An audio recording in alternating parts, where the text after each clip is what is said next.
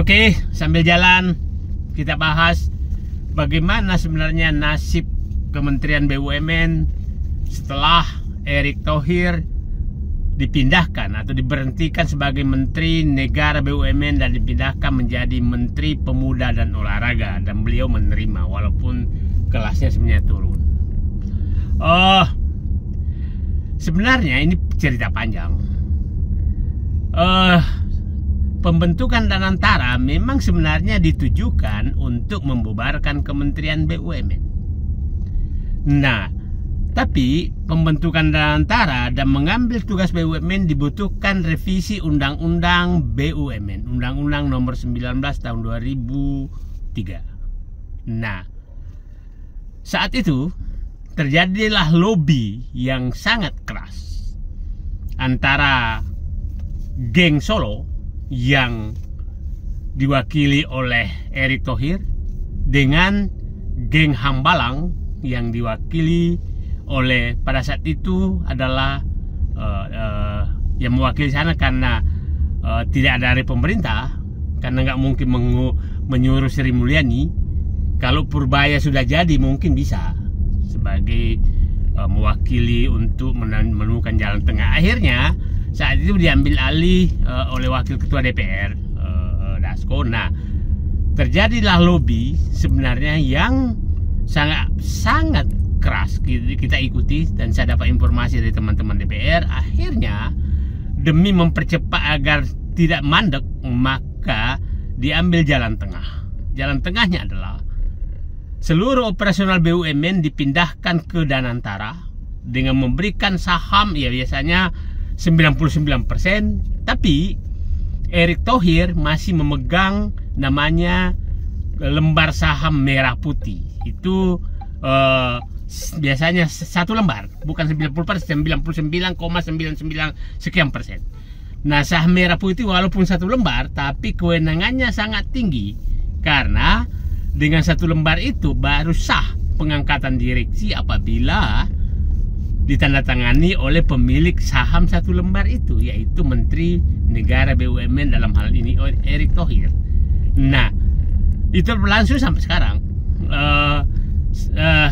Artinya memang sepertinya geng Solo tidak mau kehilangan sama sekali kewenangan untuk memasukkan orang-orang ke dalam sebagai pejabat BUMN. Nah, jadi jangan heran kalau sekarang masih banyak sekali orang-orang yang masuk sebagai komisaris BUMN. Nah, komisaris BUMN itu adalah geng Solo. Geng Solo, ya kita sebutkanlah yang terakhir Ade Armando, Pak. Nah, di saat Presiden Prabowo, ya bukan pada saat Jokowi, Ade Armando, Giring, gitaris Novi, siapa namanya, Yofi yang menjadi komisaris di PT Pupuk Indonesia. Yang sebelumnya kan ada Samara, ada Grace Natali, ada macam-macam dan dimasukkan. Nah, kewenangan ini sepertinya tidak mau, ya bayangkan Sylvester jadi komisaris juga, Sylvester yang terpidana dijadikan komisaris oleh Erick Thohir. Nah, ini yang tidak mau kehilangan. Akhirnya Pak Prabowo agak mengalah. Oke lah, nggak apa-apa, yang penting terbentuk dulu Danantara. Nah, terbentuk Danantara, kendali seluruh operasional BUMN adalah Danantara. Jadi sebenarnya saya membaca bahwa Pak Prabowo sebenarnya sudah menginginkan bahwa BUMN itu diposisikan sebagai badan usaha milik negara, bukan badan usaha milik pemerintah. Karena selama masih ada menteri, itu masih badan usaha milik pemerintah. Sebagai gambaran ke publik, tidak ada satu negara pun yang memiliki menteri BUMN kecuali Indonesia. Cina, yang hampir seluruh perusahaannya itu adalah badan usaha milik negara, tidak ada menteri BUMN. Singapura, yang 90% ekonominya dikuasai oleh Temasek, tidak ada menteri BUMN. Malaysia, Hasana, juga yang mengendalikan berbagai perusahaan di sana, juga tidak ada menteri BUMN. Nah, itulah dulu saya memang dari awal bahwa menteri BUMN ini harus dibubarkan, karena memang secara nyata menteri BUMN itu hanya dijadikan sebagai pintu masuknya titipan-titipan politik. Istilah saya, pintu utama terjadinya intervensi non korporasi ke dalam ke dalam BUMN. Dan itu puncaknya terjadi sejak 10 tahun terakhir oleh Joko Widodo. Joko Widodo melakukan intervensi yang sangat keras ke dalam BUMN demi kepentingan pribadi, ambisi pribadi pembangunan yang dilakukan. Mulai dari Rini Suwandi yang ngotot membangun kereta api cepat, ngotot membangun jalan tol yang nggak layak, berbagai bandara juga tidak layak, sekarang menjadi beban dan bangkrutlah BUMN. Oke, Erick Thohir lebih parah lagi, betul-betul dimanfaatkan BUMN untuk mengejar kepentingan politik. Saya pikir kita masih ingat semua bagaimana Erick Thohir menggunakan seluruh ATM dengan fotonya pada saat itu karena mau dicalonkan jadi calon wakil presiden. Itu sampai lihat kita tahu bagaimana dia menjadi anggota Banser, masuk latihan Banser, kemudian menjadi kehormatan Banser. Itulah bagaimana dia menjadi panitia ulang tahun NU. Itu semua dilakukan dengan BUMN. Dan saya tahu siapa yang melakukan itu BUMN semua. Nah, jadi pemanfaatan BUMN sebagai wahana politik sepertinya itu yang mau diakhiri oleh Prabowo. Sehingga betul bahwa BUMN harusnya diposisikan sebagai badan usaha milik negara, bukan badan usaha milik pemerintah. Publik harus paham apa beda milik negara dan milik pemerintah. Milik negara itu seperti halnya TNI, Polri, Jaksa, Mahkamah Agung, itu bukan bagian kabinet. Dan tidak boleh, orang tidak akan mungkin menjadi Panglima TNI kalau bukan tentara. Tidak mungkin menjadi Kapolri kalau bukan polisi. Tidak mungkin menjadi Jaksa Agung kalau bukan jaksa. Tidak mungkin Ketua Mahkamah Agung kalau bukan hakim. Nah, itu yang kita harapkan terjadi di BUMN. Nah, BUMN jangan dipolitisir. Ini betul-betul jangan dipolitisir. Itu saya pikir tujuan Pak Prabowo membentuk Danantara agar ini betul-betul dikendalikan oleh presiden sebagai kepala negara, bukan sebagai kepala pemerintahan. Nah, itu memang keinginan saya dari dulu agar ini dikembalikan ke posisi itu, agar BUMN tidak diintervensi secara politik. Oke. Nah, sepertinya Pak Prabowo sedang menuju ke sana. Kita lihat ya. Penggantian menteri kemarin itu ada 3 bentuk loh. Jadi Menko Polhukam diberhentikan karena sepertinya ada masalah yang harus di-cut segera, dan menunjuk Syafri Samsudin sebagai ad interim.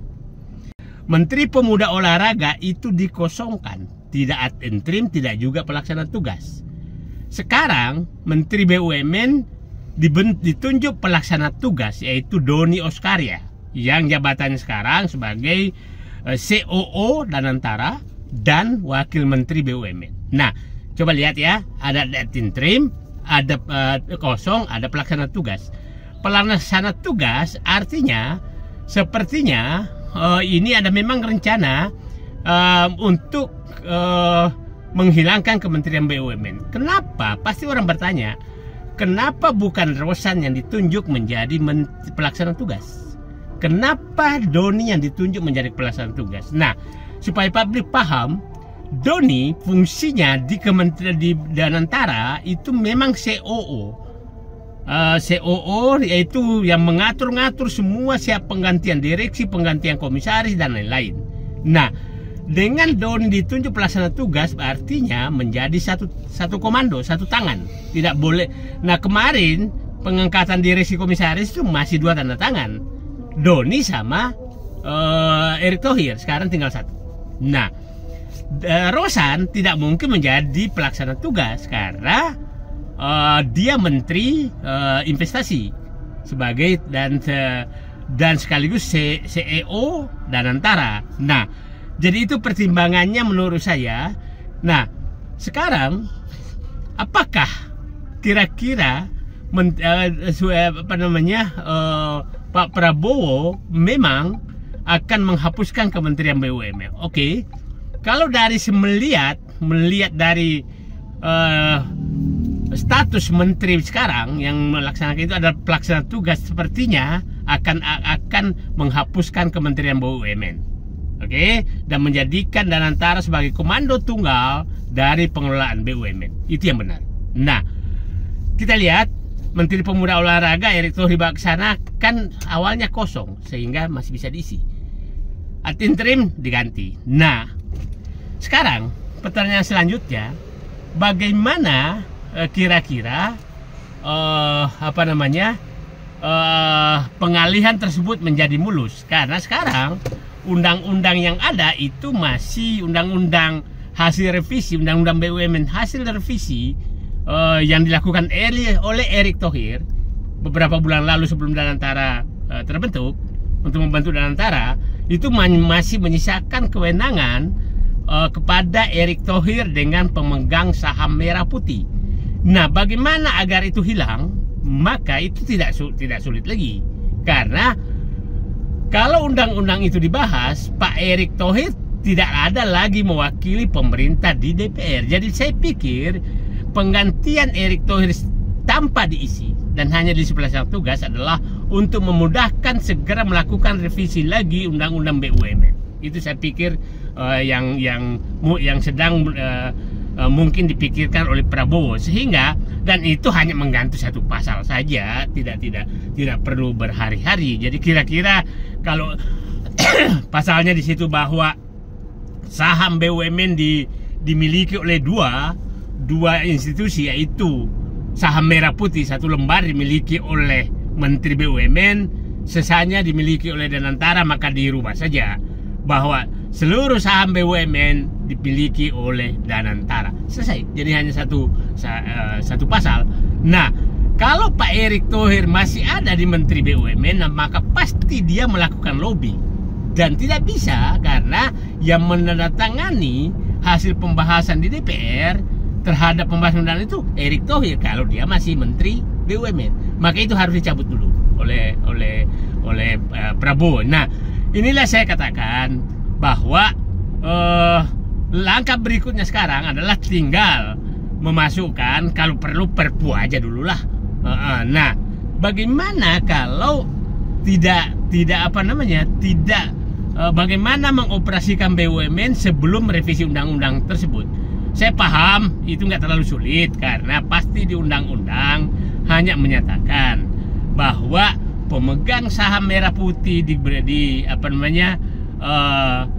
kuasa pemegang saham Merah Putih yang berkuasa untuk mengganti direksi dan mengangkat dan memberhentikan direksi dan komisaris BUMN pasti hanya berbunyi menyatakan bahwa dilakukan oleh kementerian atau lembaga yang mengurus BUMN. Pasti kata-katanya tidak menyebutkan nama Kementerian BUMN.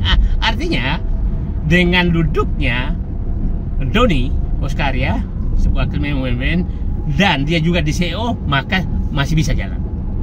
Nggak ada masalah tanpa revisi undang-undang. Tapi kalau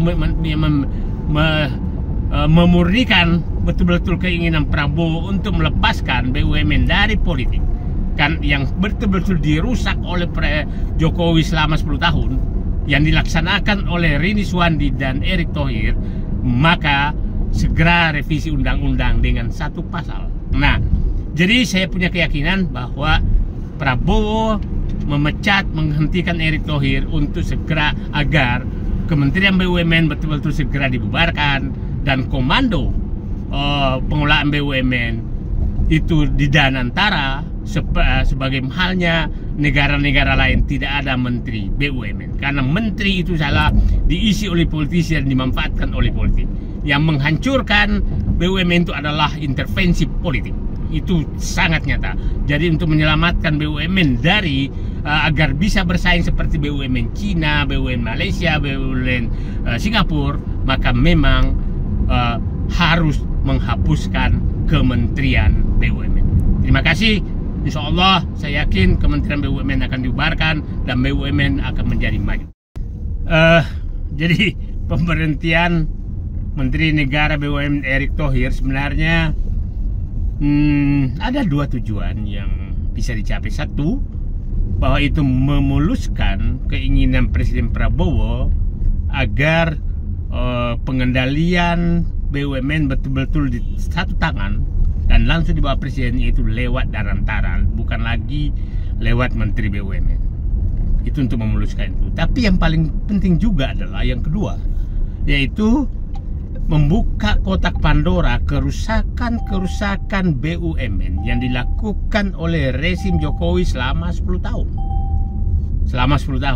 Sehingga dengan Pak Erick Thohir tidak duduk lagi di sana, maka seluruh pelanggaran hukum yang terjadi di BUMN, termasuk kebangkrutan berbagai BUMN, termasuk korupsi di Pertamina, itu tidak ada lagi yang menghalangi untuk dibuka.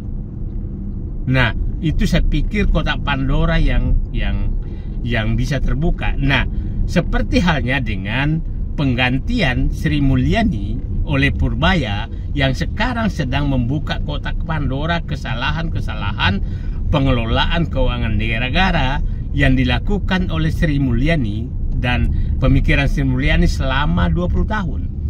Kalau BUMN itu selama 10 tahun. Kalau Pak Sri Mulyani selama 20 tahun karena dia jadi Menteri Keuangan itu sejak 2004. Kalau BUMN itu baru dikendalikan oleh Joko Widodo sejak 2014. Oke, jadi dua hal itu. Terima kasih. Assalamualaikum warahmatullahi wabarakatuh.